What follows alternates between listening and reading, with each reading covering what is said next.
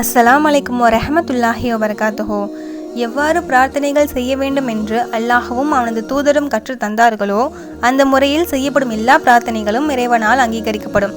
குறிப்பிட்ட நேரத்தில் தான் பிரார்த்தனைகள் ஏற்கப்படும், மற்ற நேரத்தில் ஏற்கப்படாது என்பதெல்லாம் இஸ்லாத்தில் இல்லை.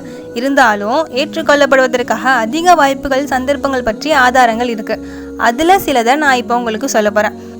முதலாவதாக இரவின் கடைசி நேரம். இரவை 3ஆக பிரித்து அதில் கடைசி பகுதியில் கேட்கப்படும் துவாக்கள் அதிகம் பயனளிப்பவையாக இருக்குது. அந்த நேரத்தை தேர்வு செய்து பிரார்த்திக்க வேண்டும். இரவை 3ஆக பிரித்து கடைசி பகுதியில் இறைவன் முதல் வானத்திற்கு தினமும் இறங்குகிறான். என்னிடம் யாரேனும் பிரார்த்தித்தால் அதனை ஏற்கிறேன், என்னிடம் கேட்டால் கொடுக்கிறேன், என்னிடம் மன்னிப்பு கேட்டால் மன்னிக்கிறேன் என்று கூறுகின்றான் என்று நபி ஸல்லல்லாஹு அலைஹி வஸல்லம் அவர்கள் கூறியுள்ளார்கள். இரண்டாவதாக சஜிதாவின் போது. அடியான் அல்லாஹ்விடம் அதிகம் நெருங்குவது சஜிதாவின் போதுதான். எனவே இந்த சந்தர்ப்பத்தையும் துவாவுக்காக பயன்படுத்தி கொள்ள வேண்டும். ஒரு அடியான் அவனது இறைவனுடன் மிகவும் நெருக்கமாக இருப்பது சஜிதாவின் போதுதான். எனவே அதில் துவாவை அதிகப்படுத்துங்கள் என்று நபி ஸல்லல்லாஹு அலைஹி வஸல்லம் அவர்கள் கூறியுள்ளார்கள். மூன்றாவதாக மறைமுகமாக செய்யும் பிரார்த்தனை. நாம் நமக்கு வேண்டியவர்களுக்காக அவர் முன்னிலையில் துவா செய்வதை விட அவருக்கு தெரியாமல் அவருக்காக செய்யும் துவாக்கள் நிச்சயம் அங்கீகரிக்கப்படும். ஒரு முஸ்லீம் இன்னொரு முஸ்லீமுக்காக மறைவாக துவா செய்தால் அது அங்கீகரிக்கப்படும். அவனது தலைமாட்டில் ஒரு வானவர் இருப்பார். இவர் துவா செய்யும் போதெல்லாம் அந்த வானவர் ஆமீன் என கூறிவிட்டு உனக்கும் அதுபோல் கிடைக்கும் என கூறுவார் என்று நபி ஸல்லல்லாஹு அலைஹி வஸல்லம் அவர்கள் கூறியுள்ளார்கள். நான்காவதாக ஜும்மா தொழுகையின் நேரம்.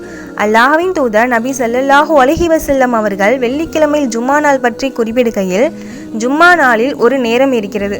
அந்த நேரத்தை ஒரு முஸ்லீம் அடியான் சரியாக அடைந்து அதில் தொழுதவாறு நின்று அல்லாஹ்விடம் எதை கூறினாலும் அதை அல்லாஹ் அவருக்கு வழங்காமல் இருப்பதில்லை.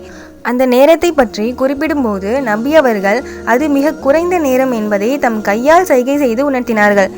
ஐந்தாவதாக திங்கள் மற்றும் வியாழக்கிழமையில் செய்யக்கூடிய துவா.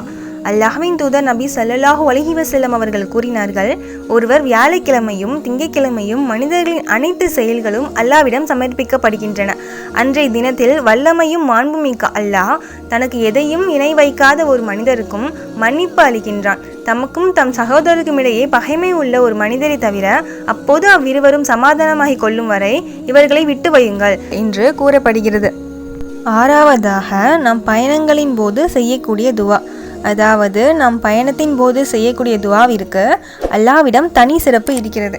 எனவே பயணத்தின் போது செயல்படுகின்ற துவாக்களுக்கு தனி சிறப்பு இருப்பதினால் அதிகம் பிரார்த்தனை புரிய வேண்டும். இன்ஷா அல்லாஹ்.